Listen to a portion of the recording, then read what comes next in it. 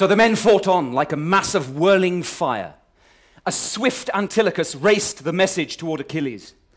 Sheltered under his curving, beaked ships he found him, foreboding deep down all that had come to pass. Agonizing now, he probed his own great heart. Why? Why?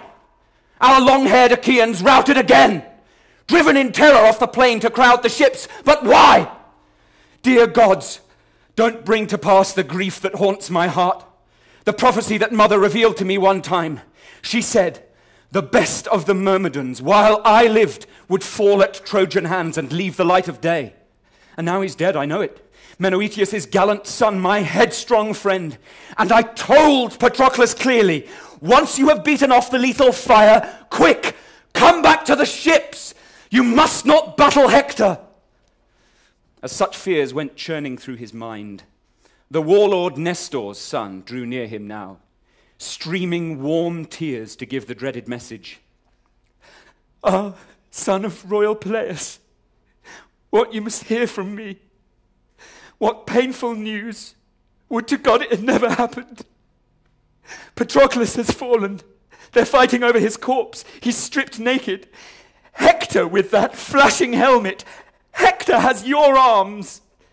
So the captain reported. A black cloud of grief came shrouding over Achilles. Both hands clawing the ground for soot and filth, he poured it over his head, fouled his handsome face, and black ashes settled onto his fresh, clean war shirt. Overpowered in all his power, sprawled in the dust, Achilles lay there fallen, tearing his hair, defiling it with his own hands. And the women he and Patroclus carried off as captives caught the grief in their hearts and keened and wailed. Out of the tents they ran to wring the great Achilles. All of them beat their breasts with clenched fists, sank to the ground. Each woman's knees gave way. Antilochus, kneeling near, weeping uncontrollably, clutched Achilles' hands as he wept his proud heart out, for fear he would slash his throat with an iron blade. Achilles suddenly loosed a terrible, wrenching cry, and his noble mother heard him, seated near her father, the old man of the sea in the salt green depths, and she cried out in turn. And immortal sea nymphs gathered round their sister, all the Nereids dwelling down the sounding depths. They all came rushing now. The silver cave was shimmering, full of sea nymphs, all in one mounting chorus, beating their breasts as Thetis launched the dirge. Hear me, daughters of Nereus, so you all will know it well. Listen to all the sorrows welling in my heart. I am agony, mother of grief and greatness. Oh, my child, yes, I gave birth to a flawless, mighty son, the splendor of heroes, and he shot up like a young branch, like a fine tree I reared him, the orchard's crowning glory. But only to send him off in the beaked ships to Troy, to battle Trojans. Never again will I embrace him striding home through the doors of Peleus' house. And long as I have him with me, still alive, looking into the sunlight, he is racked with anguish.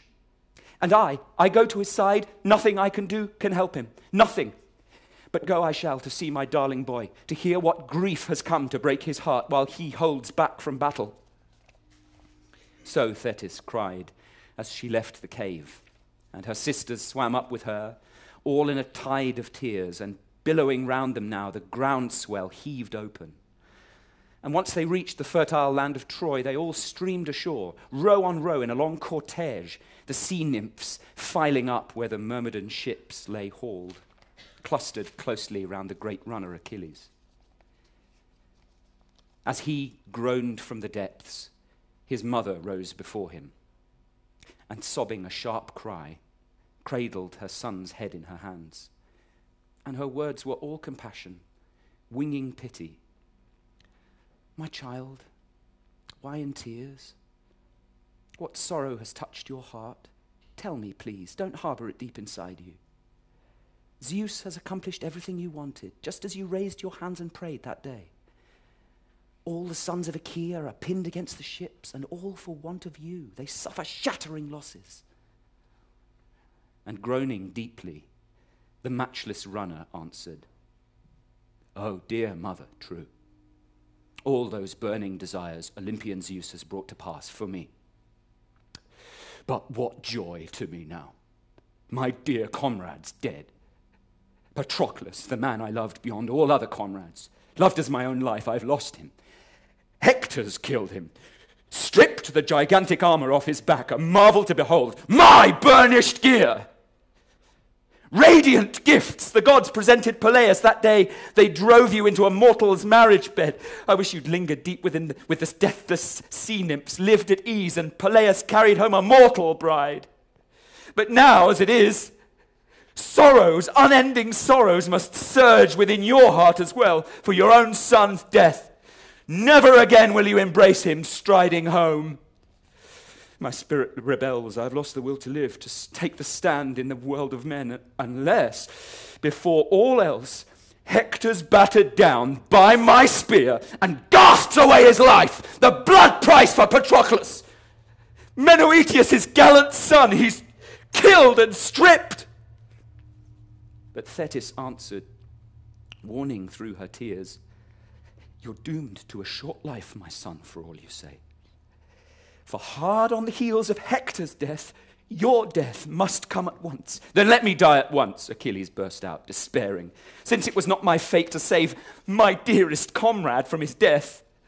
Look, a world away from his fatherland he's perished, lacking me, my fighting strength to defend him. But now, since I shall not return to my fatherland, nor did I bring one ray of hope to my Patroclus, nor to the rest of all my steadfast comrades, countless ranks struck down by mighty Hector. No, here I sit by the ships, a useless dead weight on the good green earth. I, no man my equal among the bronze-armed Achaeans, not in battle, only in wars of words that others win.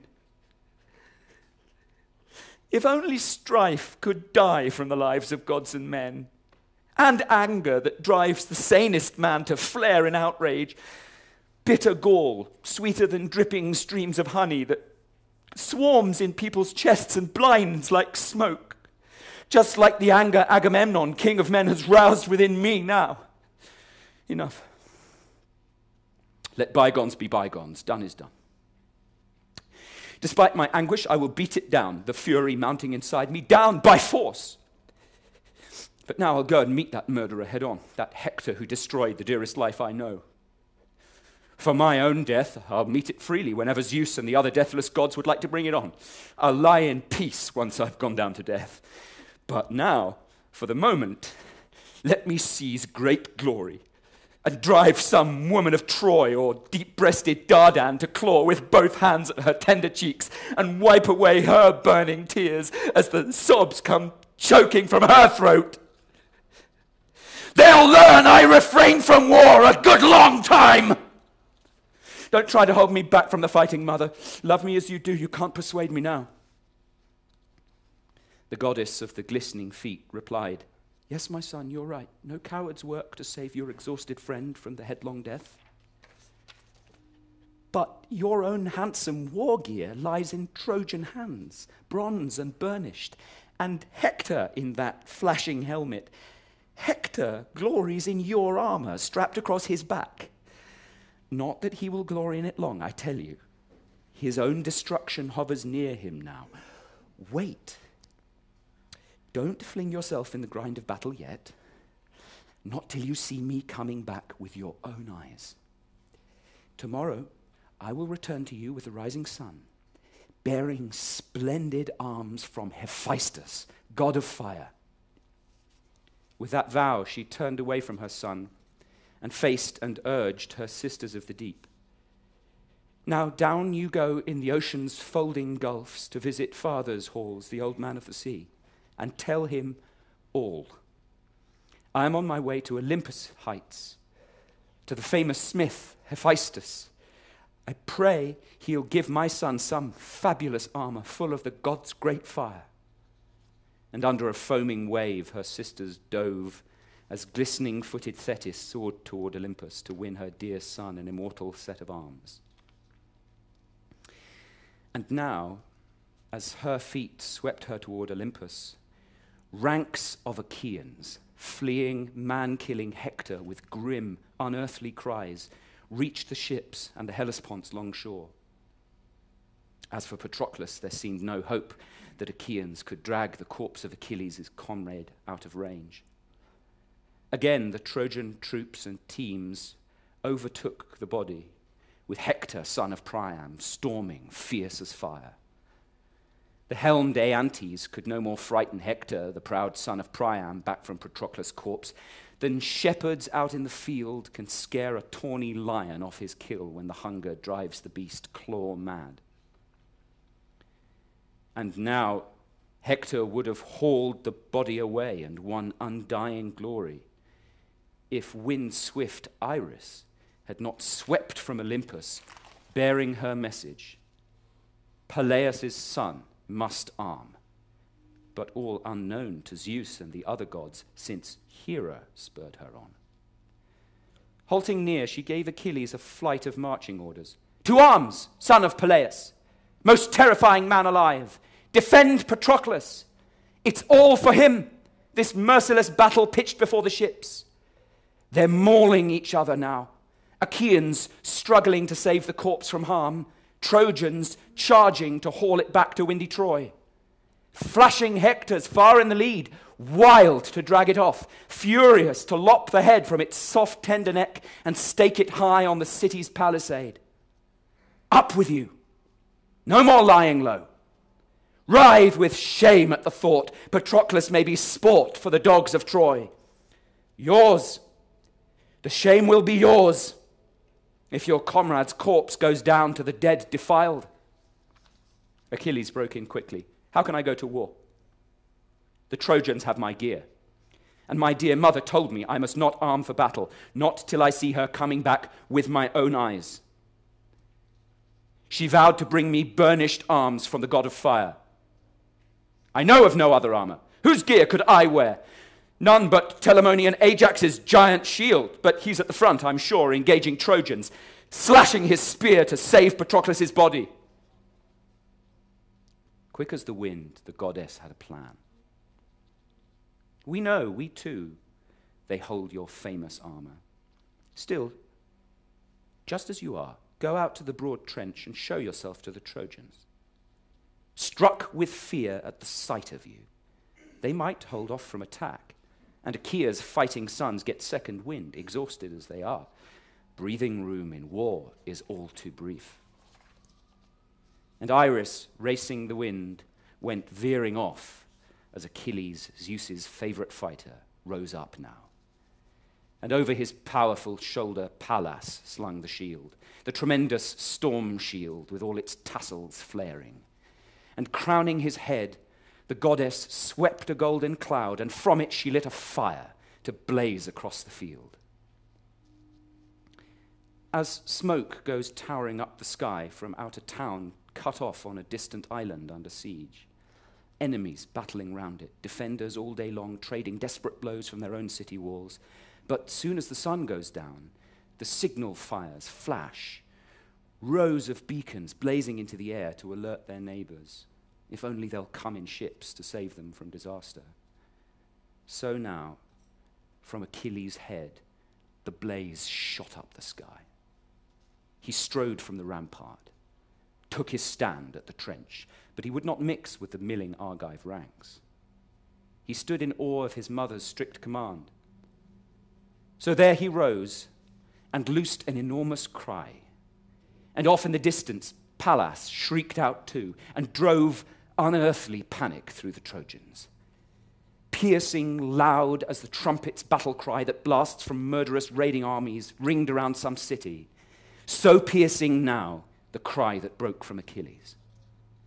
And Trojans, hearing the brazen voice of Achilles, all their spirits quaked. Even sleek-maned horses, sensing death in the wind, slewed their chariots round. And charioteers were struck dumb when they saw that fire, relentless, terrible, burst from proud-hearted Achilles' head. blazing as fiery-eyed Athena fueled the flames. 3 times the brilliant Achilles gave his great war cry over the trench. 3 times the Trojans and famous allies whirled in panic. And 12 of their finest fighters died then and there, crushed by chariots, impaled on their own spears.